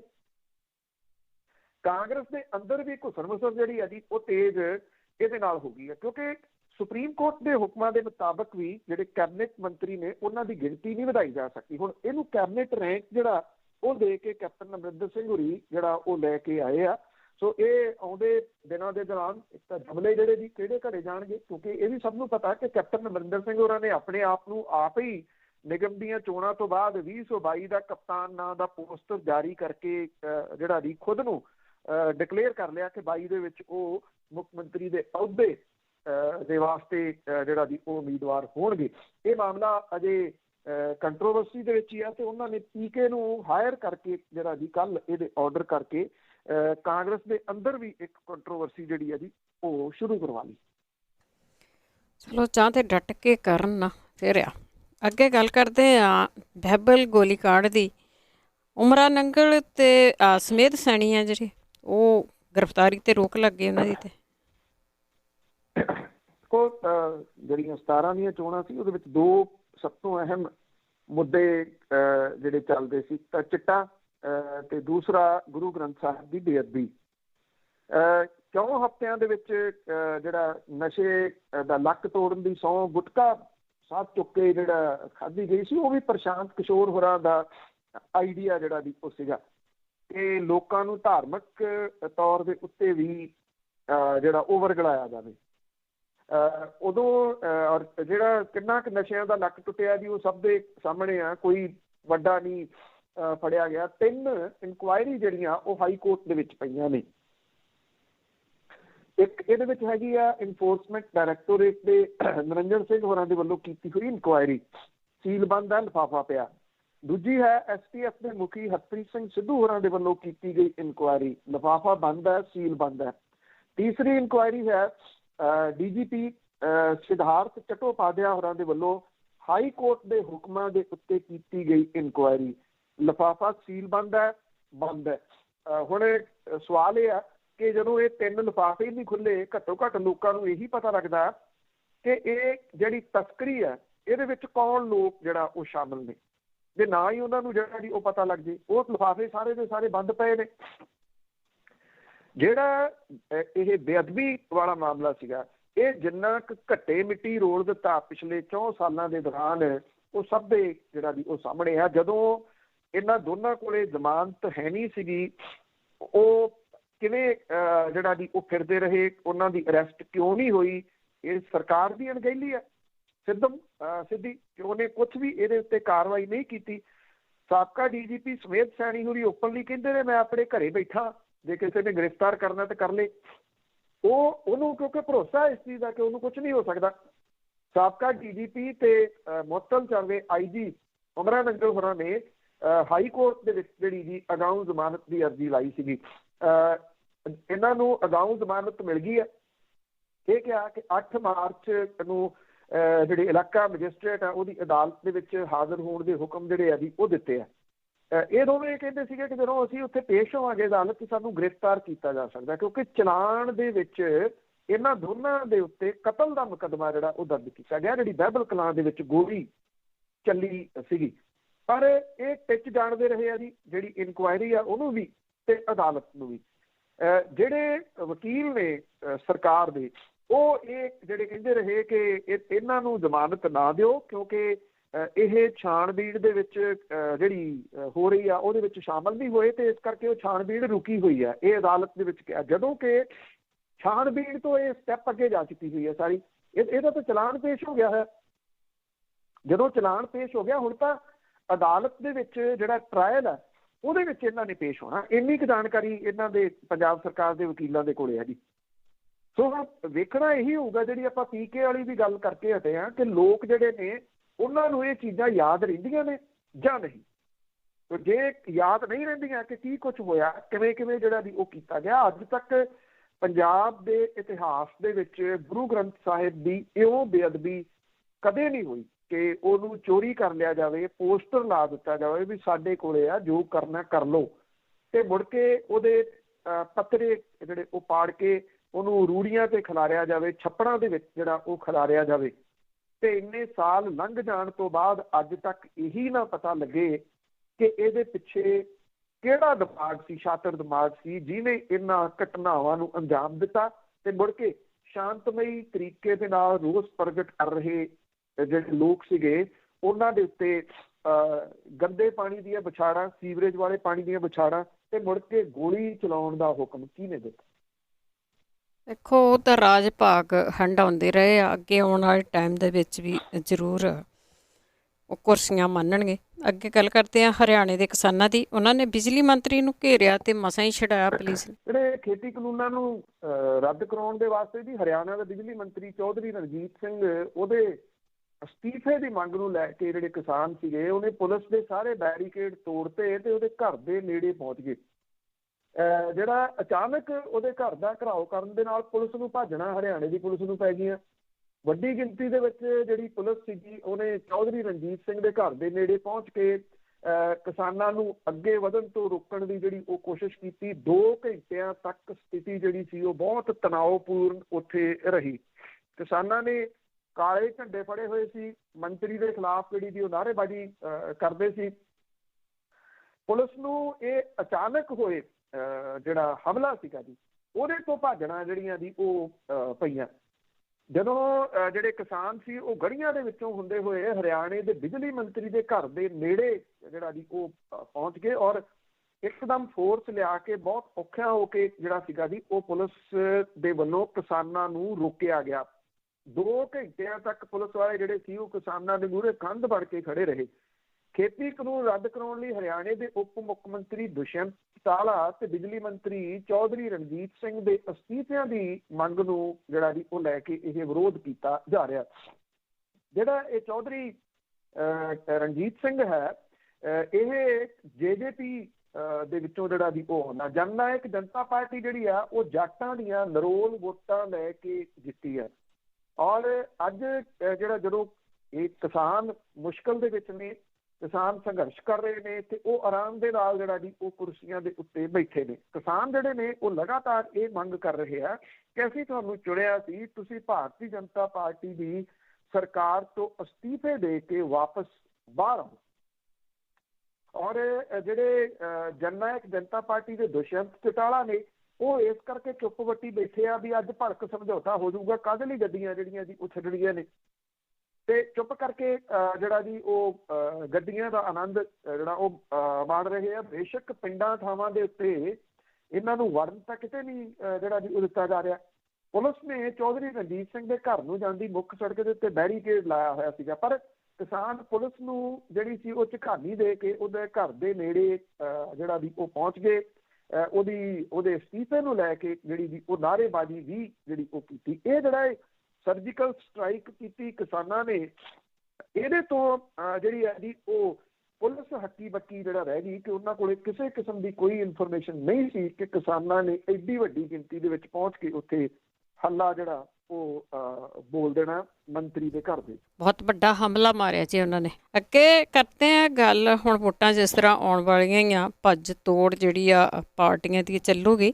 ਅਕਾਲੀ ਬਸਪਾ ਦੇ ਸੰਭਾਵੀ ਗੱਠਜੋੜ ਤੇ ਭਾਜਪਾ ਦੀ ਨਿਗਾਹ ਰਹੂਗੀ। ਇਹ ਕਿਹਾ ਜਾ ਰਿਹਾ ਜੀ ਕਿ ਅਕਾਲੀ ਦਲ ਬਾਦਲ ਨੇ ਭਾਜਪਾ ਦਾ ਸਾਥ ਜਿਹੜਾ ਉਹ ਛੱਡਿਆ, ਉਹਦੀ ਬਹੁਜਨ ਸਮਾਜ ਪਾਰਟੀ ਦੇ ਨਾਲ ਗੱਲਬਾਤ ਜਿਹੜੀ ਆ ਉਹ ਚੱਲ ਰਹੀ ਹੈ। ਔਰ ਕੁਛ ਜਿਹੜੇ ਸੂਤਰ ਨੇ ਉਹ ਇਹ ਕਹਿੰਦੇ ਆ ਕਿ ਇਹ ਸਮਝੌਤਾ ਜਿਹੜਾ ਉਹ ਲਗਭਗ ਆਖਰੀ ਪੜਾਅ ਦੇ ਉੱਤੇ ਦੱਸਿਆ ਜਾ ਰਿਹਾ। ਦੋਵੇਂ ਧਿਰਾਂ ਸੀਟਾਂ ਦੀ ਵੰਡ ਲਈ ਰਣਨੀਤੀ ਦੇ ਪੜਾਅ ਦੇ ਉੱਤੇ ਨੇ। ਭਾਜਪਾ ਦੀ ਜਿਹੜੀ ਕੇਂਦਰੀ ਲੀਡਰਸ਼ਿਪ ਆ ਉਹ ਇਸ ਗੱਠਜੋੜ ਨੂੰ ਤਾਰ-ਪੀਡੋ ਕਰਨ ਦੇ ਰੌਂ ਦੇ ਵਿੱਚ ਹੈ। ਇਹਦੇ ਤਹਿਤ ਜਿਹੜੀ ਕੇਂਦਰੀ ਹਕੂਮਤ ਆ ਉਹਨੇ ਬਹੁਜਨ ਸਮਾਜ ਪਾਰਟੀ ਦੇ ਉੱਤੇ ਦਬਾਅ ਜਿਹੜਾ ਉਹ ਬਣਾਉਣਾ ਸ਼ੁਰੂ ਕੀਤਾ। ਕੇਂਦਰ ਸਰਕਾਰ ਜਿਹੜੀ ਆ ਉਹ ਅਕਾਲੀ ਦਲ ਬਾਦਲ ਦੇ ਦਿਨ ਬ ਦਿਨ ਪੰਜਾਬ ਅੰਦਰ ਭਾਜਪਾ ਖਿਲਾਫ ਕੀਤੇ ਜਾ ਰਹੇ ਪ੍ਰਚਾਰ ਤੋਂ ਔਖੀ ਆ, ਔਰ ਅਕਾਲੀ ਦਲ ਦੇ ਖੇਤੀ ਕਾਨੂੰਨਾਂ ਖਿਲਾਫ ਜਿਹੜਾ ਰਵੱਈਆ ਅਪਣਾਇਆ ਉਹਦੇ ਤੋਂ ਜਿਹੜੀ ਕੇਂਦਰੀ ਸਰਕਾਰ ਹੈ ਉਹ ਖਫਾ ਹੈ, ਕਿਉਂਕਿ ਕੇਂਦਰੀ ਸਰਕਾਰ ਇਹ ਸਮਝਦੀ ਹੈ ਕਿ ਉਹਨੂੰ ਗੁੰਮਰਾਹ ਕੀਤਾ ਅਕਾਲੀ ਦਲ ਬਾਦਲ ਨੇ। ਦੱਸਣ ਵਾਲੇ ਇਹ ਵੀ ਦੱਸਦੇ ਆ ਕਿ ਜਦੋਂ ਇਹ ਨਾਲ ਸੀ ਇਹ ਕਹਿੰਦੇ ਰਹੇ ਕਿ ਪੰਜਾਬ ਦੇ ਕਿਸਾਨਾਂ ਨੂੰ ਸਮਝਾਉਣਾ ਤਾਂ ਸਾਡੇ ਖੱਬੇ ਹੱਥ ਦੀ ਜਿਹੜੀ ਉਹ ਖੇਡ ਆ, ਕਿ ਅਗਲੇ ਕਹਿੰਦੇ 10 ਸਾਲ ਅਸੀਂ ਰਾਜ ਕੀਤਾ, ਉੱਥੇ ਕਿਹੜਾ ਬੋਲਣ ਵਾਲਾ ਕੋਈ ਹੁਣ ਰਹਿ ਗਿਆ, ਅਸੀਂ ਛੱਡੇ ਹੀ ਕੋਈ ਨਹੀਂ ਬੋਲਣ ਵਾਲਾ। ਉਹ ਤਾਂ ਕਹਾਣੀ ਉਲਟ ਹੋ ਗਈ। ਜਦੋਂ ਕਹਾਣੀ ਉਲਟ ਹੋ ਗਈ ਇਹ ਮਾਰ ਕੇ ਛਾਲ ਜਿਹੜਾ ਦੀ ਉਹ ਲਾਂਭੇ ਹੋ ਗਏ। ਤੇ ਹੁਣ ਜਿਹੜੀ ਹੈ ਜੀ ਭਾਜਪਾ ਉਹ ਇਹ ਸੋਚ ਰਹੀ ਹੈ ਕਿ ਕਿਤੇ ਇਹਨਾਂ ਦਾ ਸਮਝੌਤਾ ਜਿਹੜਾ ਜੀ ਉਹ ਬਸਪਾ ਦੇ ਨਾਲ ਜਿਹੜਾ ਉਹ ਨਾ ਹੋ ਜਾਏ। ਹਾਲਾਂਕਿ ਜਿਹੜੀ ਬਸਪਾ ਹੈ ਉਹਦਾ ਆਧਾਰ ਖੁਰ ਗਿਆ ਹੋਇਆ ਪੰਜਾਬ ਦੇ ਵਿੱਚੋਂ। ਵੋਟ ਬੈਂਕ ਉਹਦਾ ਬਹੁਤ ਵੱਡਾ ਜਿਹੜਾ ਦਲਿਤ ਭਾਈਚਾਰੇ ਦਾ, ਇਹਦੇ 'ਚ ਕੋਈ ਸ਼ੱਕ ਵਾਲੀ ਗੱਲ ਨਹੀਂ। ਉਹਦਾ ਵੋਟ ਬੈਂਕ ਜਿਹੜਾ ਜੀ ਉਹ ਖੁਰਨ ਦਾ ਕਾਰਨ ਜਿਹੜਾ ਉਹ ਲੀਡਰਸ਼ਿਪ ਹੈ। ਲੀਡਰਸ਼ਿਪ ਨੇ ਜਿਹੜੇ ਕਦੀ ਇੱਕ ਤਾਂ ਪੰਜਾਬ ਨੂੰ ਉਹਨੇ ਰੱਖਿਆ ਹੀ ਨਹੀਂ ਕਿਸੇ ਜਗ੍ਹਾ ਦੇ ਉੱਤੇ। ਮਾਇਆਵਤੀ ਹੋਰਾਂ ਨੇ ਮਤਲਬ ਕਿ ਜਿਹੜੇ ਸਮਝੌਤੇ ਪਿਛਲੇ ਸਾਲਾਂ ਦੇ ਦੌਰਾਨ ਕੀਤੇ ਉਹ ਸਮਝੌਤੇ ਇਸ ਪੱਖੋਂ ਕੀਤੇ ਕਿ ਕਿੱਧਰੋਂ ਕੀ ਜਿਹੜਾ ਜੀ ਉਹ ਮਿਲਦਾ, ਜਿਹਦੇ ਕਰਕੇ ਹੌਲੀ ਹੌਲੀ ਉਹਦਾ ਵੋਟ ਬੈਂਕ ਖੁਰਦਾ ਗਿਆ। ਹੁਣ ਅਕਾਲੀ ਦਲ ਜਿਹੜਾ ਜੀ ਉਹ ਇਹ ਸਮਝਦਾ ਕਿ ਉਹਨੂੰ ਇਸ ਗੱਠਜੋੜ ਦੀ ਲੋੜ ਹੈ। ਉਹ ਇਸ ਕਰਕੇ ਬਹੁਜਨ ਸਮਾਜ ਪਾਰਟੀ ਦੇ ਮਗਰ ਜਿਹੜਾ ਜੀ ਉਹ ਫਿਰਦਾ, ਔਰ ਇਹ ਕਿਹਾ ਜਾ ਰਿਹਾ ਕਿ ਇਹ ਕਾਫੀ ਜਿਹੜੀ ਦੀ ਅੰਦਰ ਖਾਤੇ ਚਾਰਾ ਜਿਹੜੀ ਹੋ ਰਹੀ ਹੈ ਕਿ ਇਹ ਗੱਠਜੋੜ ਨਾ ਹੋਣ ਦਿੱਤਾ ਜਾਵੇ। ਭਾਰਤੀ ਜਨਤਾ ਪਾਰਟੀ ਜਿਹੜੀ ਵੀ ਉਹ ਕਰ ਰਹੀ ਹੈ ਮਾਇਆਵਤੀ ਹੋਰਾਂ ਦੇ ਨਾਲ ਅਕਾਲੀ ਦਲ ਬਾਦਲ ਦੇ ਪ੍ਰਧਾਨ ਸੁਖਬੀਰ ਸਿੰਘ ਬਾਦਲ ਦੇ ਦਰਮਿਆਨ ਇੱਕ ਬੈਠਕ ਹੋ ਚੁੱਕੀ ਹੈ। ਸਮਝੌਤਾ ਇਹ ਕਿਹਾ ਜਾ ਰਿਹਾ ਹੈ ਕਿ ਇੰਨੀ ਦਿਨੀ ਆਖਰੀ ਪੜਾਅ ਦੇ ਉੱਤੇ ਆ, ਪਰ ਹੁਕਮਰਾਨ ਜਿਹੜੀ ਧਿਰ ਹੈ ਕੇਂਦਰ ਵਾਲੀ ਉਹ ਗੱਠਜੋੜ ਨੂੰ ਰੋਕਣ ਦੇ ਵਾਸਤੇ ਮਾਇਆਵਤੀ ਦੇ ਉੱਤੇ ਦਬਾਅ ਜਿਹੜਾ ਉਹ ਪਾ ਰਹੀ ਆ। ਬਦਲ ਰਹੇ ਸਮੀਕਰਨ ਦੇ ਵਿੱਚ ਹੁਣ ਭਾਜਪਾ ਤੇ ਅਕਾਲੀ ਦਲ ਦੇ ਬਾਦਲ ਦੇ ਦਰਮਿਆਨ ਜਿਹੜੀਆਂ ਡੂੰਘੀਆਂ ਸਿਆਸੀ ਲਕੀਰਾਂ ਖਿੱਚੀਆਂ ਜਾ ਚੁੱਕੀਆਂ ਨੇ, ਜਿਹਦੇ ਕਰਕੇ ਇਹ ਕਿਹਾ ਜਾ ਰਿਹਾ ਕਿ ਭਾਜਪਾ ਸਿਆਸੀ ਲਿਹਾਜ਼ ਤੋਂ ਅਕਾਲੀ ਦਲ ਬਾਦਲ ਨੂੰ ਨੁਕਰੇ ਲਾਉਣ ਦੀ ਤਿਆਰੀ ਦੇ ਵਿੱਚ ਜਿਹੜੀ ਜੀ ਉਹ ਹੈ। ਭਾਰਤੀ ਜਨਤਾ ਪਾਰਟੀ ਇਹ ਸਮਝਦੀ ਹੈ ਕਿ ਜੇ ਅਕਾਲੀ ਦਲ ਬਾਦਲ ਬਸਪਾ ਦੇ ਨਾਲ ਇਹ ਗੱਠਜੋੜ ਕਰ ਜਾਂਦਾ ਤੇ ਭਾਰਤੀ ਜਨਤਾ ਪਾਰਟੀ ਹੋਰ ਜਿਹੜੀ ਹੈ ਜੀ ਉਹ ਸਿਆਸੀ ਰੂਪ ਦੇ ਵਿੱਚ ਸਾਈਡ ਤੇ ਧੱਕੀ ਜਾ ਸਕਦੀ ਹੈ। ਵੇਖਣਾ ਇਹੀ ਹੋਊਗਾ ਕਿ ਮਾਇਆਵਤੀ ਜਿਨ੍ਹਾਂ ਨੇ ਲਗਭਗ ਬਸਪਾ ਦਾ ਮੁਲਕ ਦੇ ਵਿੱਚ ਹੀ ਭੋਗ ਪਾ ਦਿੱਤਾ, ਇਸ ਮਾਮਲੇ ਦੇ ਉੱਤੇ ਕਿੰਨਾ ਕੁ ਦਬਾਅ ਜਿਹੜਾ ਜੀ ਉਹ ਕੇਂਦਰ ਦੀ ਸਰਕਾਰ ਦਾ ਚੱਲ ਰਿਹਾ ਜੀ, ਜਲਦੀ ਲੱਗ ਜੂ ਪਤਾ। ਅੱਗੇ ਗੱਲ ਕਰਦੇ ਹਾਂ, ਸੰਯੁਕਤ ਕਿਸਾਨ ਮੋਰਚੇ ਦੀ ਅਹਿਮ ਮੀਟਿੰਗ ਅੱਜ ਹੋਊਗੀ। ਜਿਹੜਾ ਸੰਯੁਕਤ ਕਿਸਾਨ ਮੋਰਚਾ ਹੈ ਉਹਨੇ ਕੁਛ ਨਵੇਂ ਪ੍ਰੋਗਰਾਮ ਜਿਹੜੇ ਆ ਜੀ ਉਹ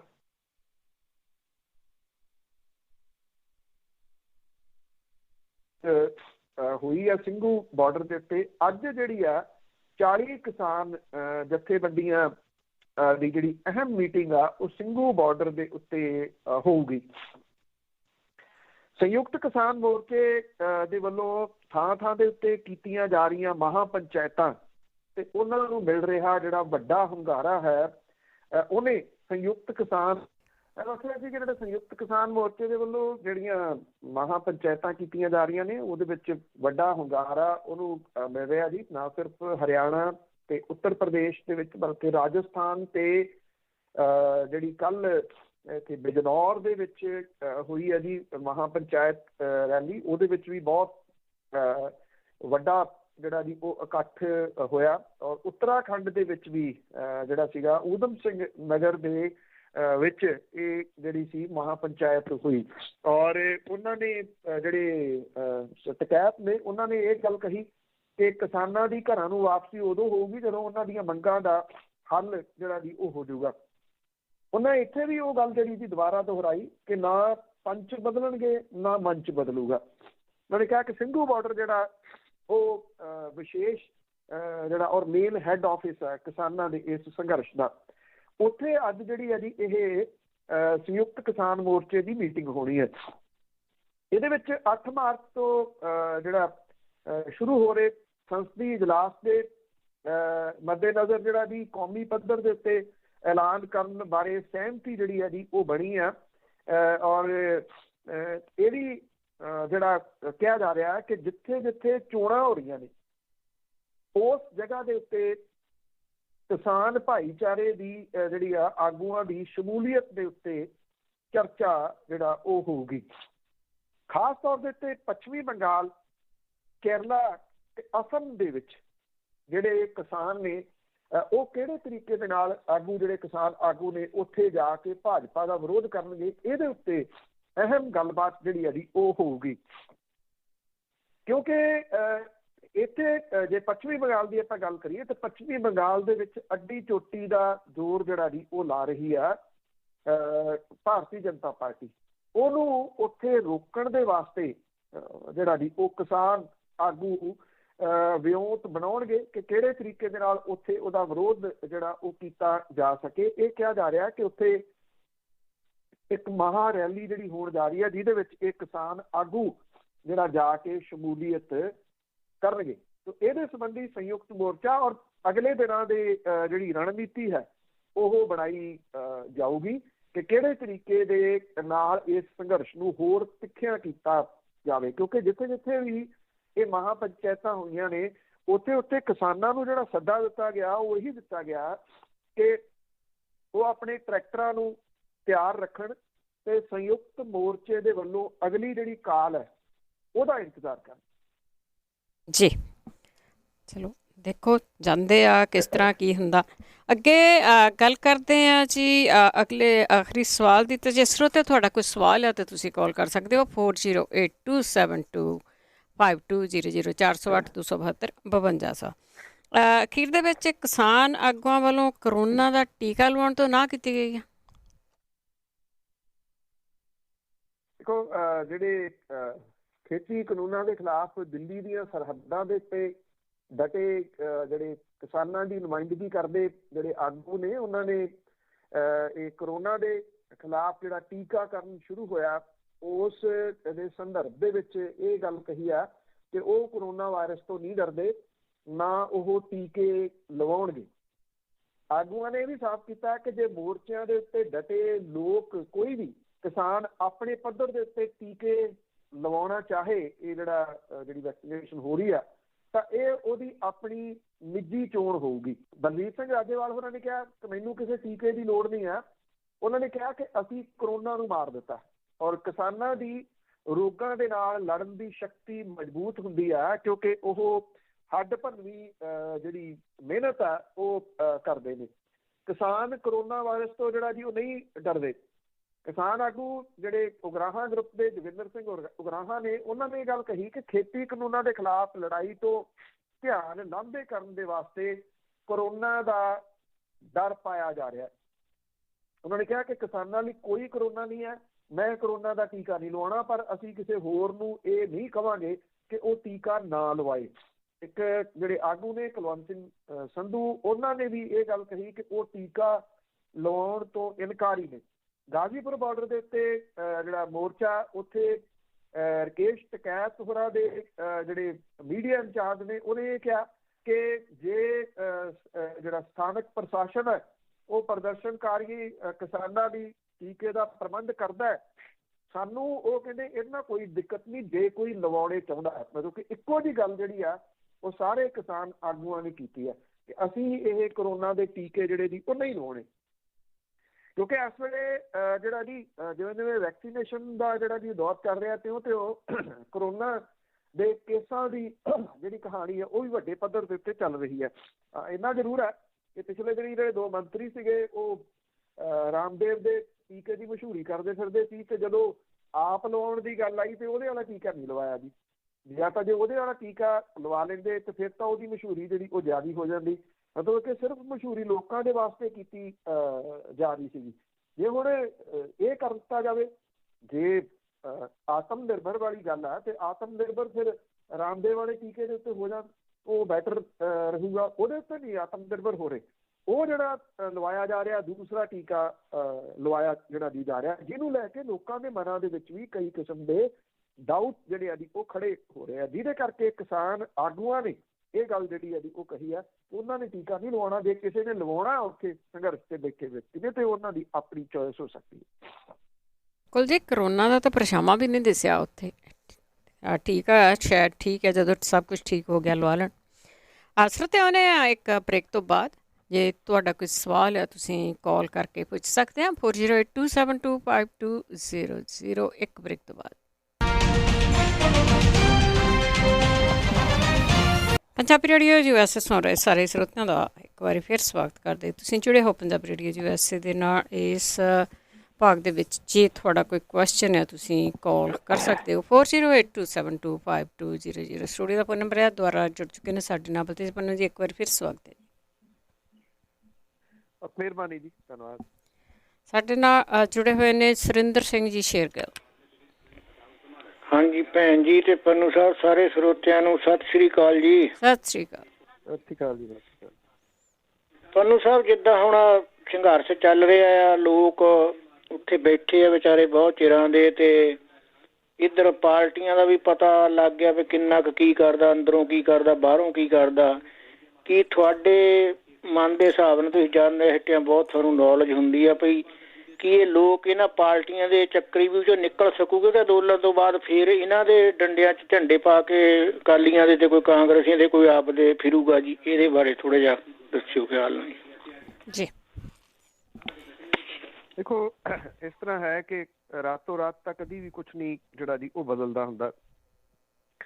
ਜਿਹੜਾ ਇਹ ਅੰਦੋਲਨ ਹੈ, ਕਿਸਾਨ ਅੰਦੋਲਨ ਹੈ, ਇਹਦੇ ਪਹਿਲੀ ਤਾਂ ਗੱਲ ਜੀ ਇਹਦਾ ਕੀ ਨਤੀਜਾ ਕੀ ਨਿਕਲਦਾ, ਇਹਦੇ ਉੱਤੇ ਬਹੁਤਾ ਕੁਛ ਜਿਹੜਾ ਜੀ ਉਹ ਨਿਰਭਰ ਰਹੂਗਾ। ਉਹਦੇ ਵੈਸੇ ਬਹੁਤ ਸਾਰੇ ਨਤੀਜੇ ਇਹਦੇ ਨਿਕਲੇ ਆ ਆਲਰੇਡੀ, ਜਿਹੜੇ ਉਹ ਨਿਕਲੇ ਆ। ਕੁਛ ਲੋਕ ਚਲੋ ਉਹ ਹੋਰ ਕਿਸਮ ਦੀਆਂ ਕੰਟਰੋਵਰਸੀਜ਼ ਜਾਂ ਗਾਲਾਂ ਗੂਲਾਂ ਦੇ ਵਾਲੇ ਜਿਹੜੇ ਲੱਗੇ ਲੁੱਗੇ ਰਹਿੰਦੇ, ਉਹਨਾਂ ਨੂੰ ਇਹਨਾਂ ਚੀਜ਼ਾਂ ਦੀ ਨਹੀਂ ਸਮਝ ਹੈਗੀ ਕਿ ਇਸ ਅੰਦੋਲਨ ਨੇ ਕੀ ਕੁਛ ਨਵਾਂ ਜਿਹੜਾ ਉਹ ਕਰ ਦਿੱਤਾ। ਪੰਜਾਬ ਦੇ ਪਿੰਡਾਂ ਥਾਵਾਂ ਦੇ ਉੱਤੇ ਜਿਹੜੀਆਂ ਦੁਸ਼ਮਣੀਆਂ ਪਵਾ ਦਿੱਤੀਆਂ ਸੀ ਇਹਨਾਂ ਸਿਆਸੀ ਲੋਕਾਂ ਨੇ, ਸਰਪੰਚੀ ਚੋਣਾਂ ਦੂਜੀਆਂ ਤੀਜੀਆਂ 'ਚ, ਉਹ ਘਟੀਆਂ ਨੇ, ਉਹ ਬਹੁਤ ਘਟੀਆਂ ਨੇ। ਲੋਕੀ ਸੋਚਣ ਲੱਗੇ ਆ। ਹਰਿਆਣੇ ਦੇ ਵਿੱਚ ਜਾਟ ਨਾਨ ਜਾਟ ਜਿਹੜਾ ਸੀਗਾ, ਉਹ ਪੱਤਾ ਖੇਡ ਕੇ ਭਾਰਤੀ ਜਨਤਾ ਪਾਰਟੀ ਵਾਲੇ ਜਿਹੜਾ ਜੀ ਉਹ ਉੱਥੇ ਉਹਨਾਂ ਨੇ ਸਰਕਾਰ ਬਣਾਈ। ਇਹ ਉੱਥੇ ਸਮਝ ਆ ਗਈ। ਹੁਣ ਤੁਸੀਂ ਦੇਖੋ, ਹਰਿਆਣਾ ਪੂਰੇ ਦਾ ਪੂਰਾ ਇਸ ਅੰਦੋਲਨ ਦੇ ਵਿੱਚ ਕੁੱਦਿਆ ਹੋਇਆ। ਲੋਕੀ ਉੱਥੇ ਵੱਖਰੇ ਹੁਣ ਨਹੀਂ ਜਿਹੜਾ ਜੀ ਉਹ ਸਾਂਝੇ ਤੌਰ ਤੇ ਲੜ ਰਿਹਾ। ਉੱਤਰ ਪ੍ਰਦੇਸ਼ ਦੇ ਵਿੱਚ ਜਿਹੜਾ ਜੀ ਉਹ ਜਾਟ, ਗੁੱਜਰ ਤੇ ਮੁਸਲਿਮ, ਇਹ ਤਿੰਨ ਜਿਹੜੇ ਸੀਗੇ ਜੀ ਉਹਨਾਂ ਨੂੰ ਪਾੜਿਆ ਗਿਆ। ਜਿਹੜੀਆਂ ਮਹਾ ਪੰਚਾਇਤਾਂ ਹੋ ਰਹੀਆਂ ਨੇ ਉੱਥੇ ਇਹ ਤਿੰਨੇ ਇਕੱਠੇ ਹੋ ਕੇ ਉਹਨਾਂ ਮਹਾ ਪੰਚਾਇਤਾਂ ਦੇ ਵਿੱਚ ਜਿਹੜਾ ਉਹ ਆ ਰਹੇ ਆ ਜਾਂ ਸਰਹੱਦਾਂ ਦੇ ਉੱਤੇ ਆਏ ਬੈਠੇ ਆ। ਇਹ ਚੀਜ਼ਾਂ ਬਹੁਤ ਵੱਡੀਆਂ ਨੇ। ਇਹਨਾਂ ਦੇ ਇਹ ਆਪਾਂ ਨੂੰ ਅਜੇ ਜਿਹੜੀਆਂ ਜੀ ਇਹ ਚੀਜ਼ਾਂ ਦਿਸ ਨਹੀਂ ਰਹੀਆਂ। ਇਹਨਾਂ ਦੇ ਇੰਪੈਕਟ ਬਹੁਤ ਜਿਹੜਾ ਜੀ ਉਹ ਵੱਡੇ ਨੇ। ਔਰ ਇਹ ਅੰਦੋਲਨ ਜਿਹੜਾ ਇਹਦੇ ਇੰਪੈਕਟ ਅੱਜ ਨਹੀਂ, 5-7 ਸਾਲ 10 ਸਾਲ ਨਹੀਂ, ਬਹੁਤ ਲੰਮੇ ਸਮੇਂ ਤੱਕ ਜਿਹੜਾ ਜੀ ਉਹ ਦਿਸਣਗੇ। ਬਹੁਤ ਡਿਫਰੈਂਟ ਐਂਗਲਸ ਦੇ ਨਾਲ ਜਿਹੜਾ ਜੀ ਉਹ ਦਿਸਣਗੇ। ਘੱਟੋ ਘੱਟ ਲੋਕਾਂ ਦੇ ਵਿੱਚ ਅਵੇਅਰਨੈਸ ਜਿਹੜੀ ਜੀ ਉਹ ਆ ਜਾਣੀ, ਉਹ ਇੱਕ ਕਿਸਮ ਦੇ ਨਾਲ ਸ਼ੁਰੂਆਤ ਜਿਹੜੀ ਉਹ ਹੁੰਦੀ ਹੈ। ਜਿਹੜੇ ਹੁਣ ਤੁਸੀਂ ਦੇਖੋ 70 ਸਾਲ 75 ਸਾਲ ਜਿਹੜਾ ਜੀ ਉਹ ਹੋ ਜਾਣੇ ਆ, ਉਹਦੇ ਦੌਰਾਨ ਜਿੰਨੇ ਪਾੜੇ ਜਿਹੜੇ ਉਹ ਸਿਆਸੀ ਪਾਰਟੀਆਂ ਨੇ ਪਾ ਕੇ ਰੱਖੇ, ਰਵਾਇਤੀ ਪਾਰਟੀਆਂ ਨੇ ਪਾ ਕੇ ਰੱਖੇ, ਕਿ ਕੋਈ ਸਵਿੱਚ ਹੈ ਕਿ ਵੀ ਅੱਜ ਔਨ ਹੋ ਗਿਆ ਤੇ ਭਲਕੇ ਆਫ ਹੋ ਗਿਆ, ਏਦਾਂ ਨਹੀਂ ਹੁੰਦਾ। ਕੋਈ ਵੀ ਚੀਜ਼ ਜਿਹੜੀ ਹੈ ਜੀ ਉਹਦੀ ਜਦੋਂ ਸ਼ੁਰੂਆਤ ਹੋ ਜਾਂਦੀ ਆ, ਫਿਰ ਉਹ ਹੌਲੀ ਹੌਲੀ ਅੱਗੇ ਵਧਣੀ ਜਿਹੜੀ ਉਹ ਸ਼ੁਰੂ ਹੋ ਜਾਂਦੀ ਆ। ਜਿੱਥੇ ਜਿੱਥੇ ਪਿੰਡਾਂ ਥਾਵਾਂ ਦੇ ਉੱਤੇ ਪੰਜਾਬ ਦੇ ਵਿੱਚ ਯੰਗ ਮੁੰਡੇ ਜਿਹੜੇ ਉਹ ਸਰਪੰਚ ਬਣੇ ਆ, ਪੜ੍ਹੇ ਲਿਖੇ, ਉਹਨਾਂ ਦੇ ਕੰਮ ਕਰਨ ਦਾ ਤਰੀਕਾ ਹੀ ਜਿਹੜਾ ਬਿਲਕੁਲ ਵੱਖਰਾ। ਉਹਨਾਂ ਪਿੰਡਾਂ ਦੀ ਨੁਹਾਰ ਸੀ ਜਿਹੜੀ ਜੀ ਉਹ ਵੇਖ ਲਿਓ। ਤੋ ਇਸ ਕਰਕੇ ਚੇਂਜਸ ਤਾਂ ਜਿਹੜੀ ਹੈ ਜੀ ਉਹ ਆ ਰਹੀ ਆ। ਕਦੀ ਵੀ ਆਪਾਂ ਇਹਨੂੰ ਬਦਲਾਅ ਨੂੰ ਨਹੀਂ ਵੇਖ ਸਕਦੇ ਜੀ ਵੀ ਆਪਾਂ ਸਵੇਰ ਨੂੰ ਉੱਠੀਏ ਤੇ ਸਾਰਾ ਕੁਝ ਜਿਹੜਾ ਜੀ ਉਹ ਬਦਲਿਆ ਪਿਆ ਹੋਵੇ। ਇਟ ਟੇਕਸ ਟਾਈਮ, ਪਰ ਹੋਊਗਾ ਜ਼ਰੂਰ ਜੀ। ਉਹਦੇ ਵਾਸਤੇ ਜਿਵੇਂ ਪੇਸ਼ੈਂਸ ਅੰਦੋਲਨ ਦੇ ਵਿੱਚ ਰੱਖੀ ਹੋਈ ਆ, ਇਸੇ ਕਿਸਮ ਦੀ ਪੇਸ਼ੈਂਸ ਜਿਹੜੀ ਹੈ ਜੀ ਉਹ ਰੱਖਣੀ ਪਊਗੀ ਸਿਆਸਤ ਦੇ ਵਿੱਚ ਆਉਣ ਵਾਲੀਆਂ ਤਬਦੀਲੀਆਂ ਦੇ ਬਾਰੇ 'ਚ। ਜੀ ਅਜੈਬ ਸਿੰਘ ਜੀ। ਹਾਂਜੀ, ਸਤਿ ਸ਼੍ਰੀ ਅਕਾਲ ਪੰਨੂ ਸਾਹਿਬ। ਸਤਿ ਸ਼੍ਰੀ ਅਕਾਲ ਜੀ। ਬਹੁਤ ਵਧੀਆ ਤੁਹਾਡਾ ਪ੍ਰੋਗਰਾਮ ਹੁੰਦਾ ਪੰਨੂ ਸਾਹਿਬ। ਸਵਾਲ ਤੇ ਤੁਸੀਂ ਸਾਰੇ ਦੱਸ ਹੀ ਦਿੰਦੇ ਹੋ, ਸਵਾਲ ਤੇ ਕੀ ਕਰਨਾ ਹੁੰਦਾ। ਤੇ ਉਹਦਾ ਪੰਨੂ ਸਾਹਿਬ, ਇਹ ਅੰਦੋਲਨ ਜਿੰਨਾ ਚਿਰ ਮਜ਼ਦੂਰ ਤੇ ਕਿਸਾਨ ਦਾ ਅੰਦੋਲਨ ਰਹੂਗਾ ਨਾ, ਫਿਰ ਤੇ ਜਿੱਤਿਆ ਹੀ ਹੈ। ਤੇ ਜਦੋਂ ਇੱਕ ਧਰਮ ਦਾ ਅੰਦੋਲਨ ਨਾ ਬਣੇ, ਫਿਰ ਇਹਦੀ ਜਿੱਦਾਂ ਲਾ ਲਓ ਵੀ ਫਿਰ ਥੱਲੇ ਨੂੰ ਜਾਊਗਾ। ਹੁਣ ਤੁਸੀਂ ਵੇਖੋ, ਜਿੱਦਾਂ ਪਹਿਲਾਂ ਵੀ ਜਿੱਦਾਂ ਸਾਡੇ ਲੋਕ ਵੀ ਲੀਡਰਾਂ ਨੂੰ ਨਾ ਰੱਬ ਹੀ ਮੰਨਣ ਲੱਗ ਗਏ। ਤੇ ਅੱਜ ਵੀ ਸਾਡੇ ਲੋਕਾਂ ਨੂੰ ਚਾਹੀਦਾ ਵੀ ਭਾਵੇਂ ਸਾਡੇ ਇਹ ਲਾ ਲਓ ਲੱਖਾ ਜਾਂ ਸਿੱਧੂ ਜਿਹੜਾ ਦੂਜੇ ਜਾਂ ਸਾਡੇ ਕਿਸਾਨ ਲੀਡਰ ਜਿਹੜੇ ਰਾਜਿਆਂ ਨੂੰ ਵੀ ਸਾਰੇ ਆ, ਇਹਨਾਂ ਨੂੰ ਰੱਬ ਨਾ ਮੰਨੋ। ਜੇ ਚੰਗਾ ਕੰਮ ਕਰਦੇ ਆ ਉਹਨਾਂ ਦੀ ਸਿਫਤ ਕਰੋ, ਜੇ ਮਾੜਾ ਕਰਦੇ ਆ ਤਾਂ ਉਹਨਾਂ ਨੂੰ ਕੁਐਸਚਨ ਕਰੋ। ਜਿੱਦਾਂ ਹੁਣ ਤੁਸੀਂ ਵੇਖੋ ਉੱਥੇ ਲੱਖੇ ਨੇ ਵੀ ਕੀਤਾ, ਤੇ ਲੱਖੇ ਨੇ ਕੋਈ ਮਾੜੀ ਗੱਲ ਨਹੀਂ ਕੀਤੀ, ਜਿੱਦਾਂ ਚੰਗੀ ਕੀਤੀ, ਪਰ ਉਹ ਸਟੇਜ ਤੋਂ ਕਈਆਂ ਨੇ ਜ਼ਹਿਰ ਵੀ ਉਗਲਿਆ। ਪਰ ਜੇ ਤੇ ਕੋਈ ਬੱਚਾ ਗਲਤੀ ਕਰੇ ਤੇ ਉਹ ਤੇ ਮਾਫ਼ ਕੀਤੀ ਜਾ ਸਕਦੀ ਹੈ। ਤੇ ਜੇ ਬੱਚਾ ਕੁੱਛੜ ਬਹਿ ਕੇ ਕੀ ਕਹਿੰਦੇ ਹੁੰਦੇ ਆ, ਦਾੜੀ ਖੋਏ ਜਾਣ ਬੁੱਝ ਕੇ ਪੁੱਟੇ, ਤੇ ਫਿਰ ਬਜ਼ੁਰਗ ਮਾਫ਼ ਵੀ ਨਹੀਂ ਕਰ ਸਕਦੇ। ਜਿੱਦਾਂ ਹੁਣ ਤੁਸੀਂ ਵੇਖੋ ਉਦਣ ਉੱਥੇ ਗਏ ਸੀ ਹੈ ਨਾ, ਜਿੱਦਾਂ ਉਹ ਗਲਤੀ ਹੋ ਗਈ, ਚਲੋ ਜਿੱਦਾਂ ਮਰਜ਼ੀ ਮੋਰਚਾ ਡਾਊਨ ਆ ਗਿਆ, ਜਿੱਦਣ ਝੰਡਾ ਲਾਇਆ ਸੀ।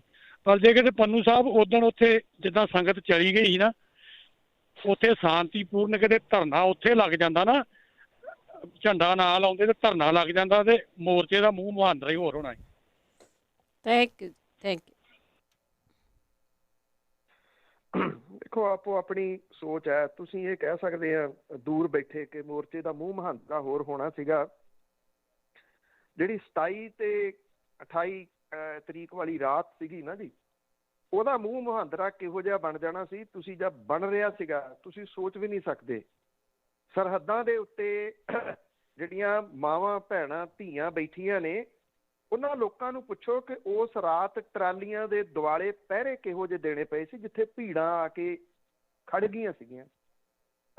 ਚਲੋ ਕੁਛ ਲੋਕ ਇਹ ਵੀ ਕਹਿੰਦੇ ਕਿ ਅਸੀਂ ਤਾਂ ਸਿਰਫ ਜਿਹੜੀ ਉਹ ਕਵਰੇਜ ਕਰਨੀ ਆ, ਵੀ ਕੋਈ ਜਿਹੜੀ ਉਹ ਨਿਊਜ਼ ਹੋਵੇ, ਪਰ ਕਿਉਂਕਿ ਅਸੀਂ ਦਿਲੋਂ ਜੁੜੇ ਹੋਏ ਆ ਕਿਸਾਨ ਪਰਿਵਾਰਾਂ ਦੇ ਵਿੱਚੋਂ ਜਿਹੜਾ ਜੀ ਆਉਂਦੇ ਆ, ਸਾਰੀ ਰਾਤ ਫੋਨ ਜਿਹੜਾ ਜੀ ਉਸ ਦਿਨ ਵੱਜਦਾ ਰਿਹਾ।